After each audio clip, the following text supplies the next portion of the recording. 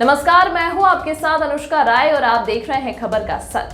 पूर्वी दिल्ली की झिलमिल ईएसआई हॉस्पिटल का पिछले कई दिनों से सफाई कर्मचारी हड़ताल पर हैं। सफाई कर्मचारियों ने कहा, दीपावली का त्योहार सिर पर है, लेकिन अभी तक कोई भी प्रशासन हमारा हाल चाल पूछने नहीं आया। हमारा वेतन नहीं मिला, ऐसे में हम क्या करें। पिछले 3 महीने से हम लोगों की सैलरी नहीं मिली, तो सभी ईएसआई हॉस्पिटल के सफाई कर्मचारी हड़ताल पर हैं। वहीं उनका कहना है कि अपना त्योहार कैसे मनाएं। कोविड के टाइम पर हमने अस्पताल को पूरा सहयोग किया था, लेकिन अस्पताल अब हमारा सहयोग नहीं कर रहा है। ऐसे में हम लोग कहां जाएं, किससे विनती करें ताकि हमें हमारा वेतन मिल सके। राजधानी दिल्ली के शाहदरा जिले में स्थित ईएसआई अस्पताल के बाहर बैठे ये सफाई कर्मचारी पिछले 3 माह से मासिक पगार न मिलने के दंश को झेल रहे हैं।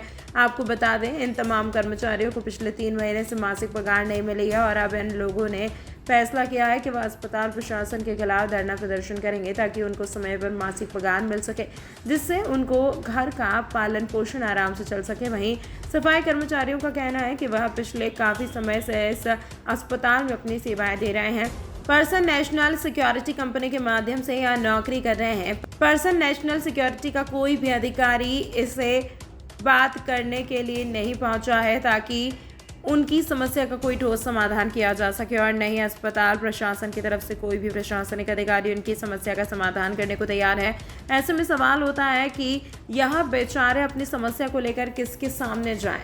खबर का सच के लिए दिल्ली से अफजल खान की रिपोर्ट। सर 3 महीने से नहीं आ रही है सैलरी। पहले आई थी 2 महीने की, तो वो कर्जे में चले गई है सर। 20-20 हज़ार रुपये हमने ब्याज पर ला के दिए हैं। मेरे हस्बैंड भी नहीं है, मेरे 2 बच्चे हैं, अकेली करने वाली हूँ।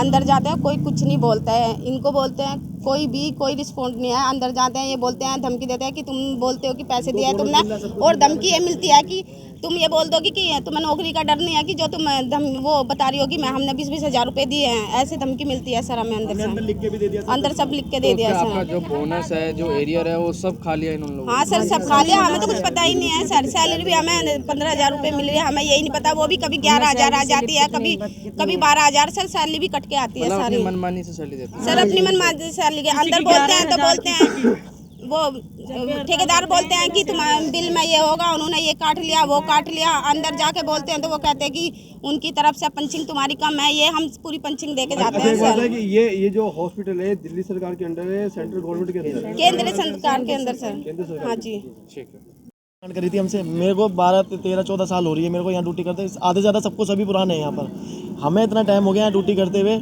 हमसे इन्होंने इतने पुराने हमसे इन्होंने पैसे लिए। 20-20 हज़ार रुपये की डिमांड करी। इन्होंने एक डिमांड करी, उसमें सचिन, विजय और एक तिवारी और एक और था जिन्होंने डिमांड, सुधीर, इन्होंने पैसों की डिमांड करी। इन्हें पैसे भी दिए।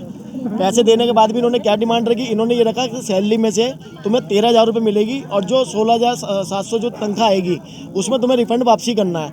हमने मना कर दी। फिर अपने इन्होंने डराया धमकाया, तो हम उस टाइम पे ज़्यादा बोलते नहीं, तो उस टाइम पे इन्होंने डराया धमकाया, तो हम एक बार को एग्री हो गए। चलो, इन्होंने बोली 3 महीने की। जैसे हम 3 महीने के लिए एग्री हो, उन्होंने एकदम बात पलट दी। उन्होंने कहा कि जब तक टेंडर रहेगा, जब तक सैलरी दोगे, हमें तो तुम्हें रिफंड वापसी देना ही है। हमने मना कर दी, तो हमारे साथ ही जब से लेकर अब तक हमारी सैलरी आज तक हमें ये नहीं पता हमारी सैलरी कितनी आ रही है। हमारा पीएफ का नहीं पता, आधो ज़्यादा का एसआई पीएफ का कुछ नहीं पता, सैलरी स्लिप का नहीं पता, क्या कर रहे हैं क्या नहीं कर रहे हैं। अंदर कई बार गए, कई बार जहाँ के पास गए, कई बार बताया, तो उन्होंने उल्टा हमसे ये कहा कि ये तुम्हें पता है किसका ऑफिस है। उन्होंने सीधा हमें भिटकारते हैं, हमारी बात सुनते नहीं है। बोनस का हमें पता नहीं, बोनस कहते हैं कि हम देते हैं उन्हें।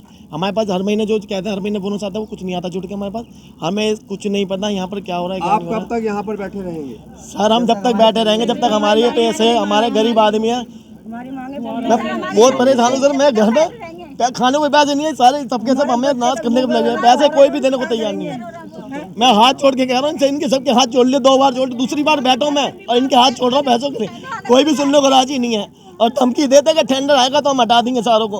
हमने 15 साल यहाँ निकाल दिए, खून पसीना बहा दिए एसआई के लिए। और आज हमें कोरोना टाइम में मैंने सिलेंडर उठा के अंदर रखे, 2 लोगों की जान बचाई। आज ही हमारी धज्जियाँ उड़ाने पर लगे हुए हैं। हमें कुछ नहीं समझते ये लोग। सर 3 महीने हो गए, मैं सैलरी नहीं मिली। तीसरा महीना शुरू हो चुका है। इससे पहले 2 सैलरी आई थी, वो हमारे कर्जे में चले गए। 4 महीने में सैलरी दी थी, अब फिर दोबारा 3 महीने चढ़ चुके हैं, सैलरी अभी तक नहीं आई है। और हम सर 2 दिन से परेशान हो रहे हैं। कहाँ काम करते हैं आप लोग? सर हम ईएसआई हॉस्पिटल झिलमिल में काम करते हैं। हम कॉन्ट्रैक्ट बेसिस पे हैं और हमारा कॉन्ट्रैक्टर हमें कोई जॉब नहीं दे रहा। अंदर के मैनेजमेंट वाले भी कहते हैं कि भाई तुम सफाई नहीं करोगे तो हम तुम्हें निकाल देंगे। अच्छा, तो सर हम इतना परेशान है कि हम क्या करें। सर बताइए, हमारे बच्चों को कहाँ लेके जाएं? कब से सैलरी नहीं आ रही है? सर 2 महीने सैलरी नहीं आ रही, तीसरा महीना हमारा चल रहा है। अगर आप बात करते हैं तो क्या कहते हैं? सर ये हमें कहते हैं कि हम भाई काम तुम नहीं काम करो, तुम दूसरे से करा लेंगे काम। और अब बाहर से वर्कर बुलाया, काम करवाते हैं, पैसे देते हैं। ये कहते हैं तुम्हारे बैठने से कोई फायदा नहीं है, कोई हमें पूछने नहीं आया। कल से हम बैठे हुए हैं, हमने पूरी रात यहाँ बिता दी। प्रशासन क्या कहता है? प्रशासन भी सर यही कहता है, कोई जवाब नहीं देता प्रशासन, और हमको देखने भी नहीं आता प्रशासन। सर हमें सैलरी नहीं मिलेगी, हमारे घर में अकेली करने वाली हूँ अपने घरों में। और जो 20-20 हज़ार हमने कर्जा ला के दिया था, वो भी कर्जा नहीं पटा हुआ है अभी हमारे पे। हमारे बच्चे भूखे रो रहे हैं, हम कहाँ से करेंगे त्योहारों पे? अच्छा, आप थर्ड पार्टी हैं तो आपने अपने ठेकेदार से बात नहीं करी? जी करी थी, सबसे करी थी। सब ये नु कहते हैं कि एमएस ऑफिस में बात करो, जाकर एमएस ऑफिस में जाते हैं तो वो नु कहते थे हमने बिल पास कर दिया। वो नु कहता है सुपरवाइजर का हमने कुछ नहीं दिया अभी, अपने ठेकेदार से मांगो। मतलब अब तक आप हमारे पास कोई सुनवाई नहीं हो रही सर हमारी। कब से आप काम कर रहे हैं? सर अब मुझे 4 साल हो गया यहाँ काम करते करते। तमाम महत्वपूर्ण खबरों के लिए देखते रहिए खबर का सच।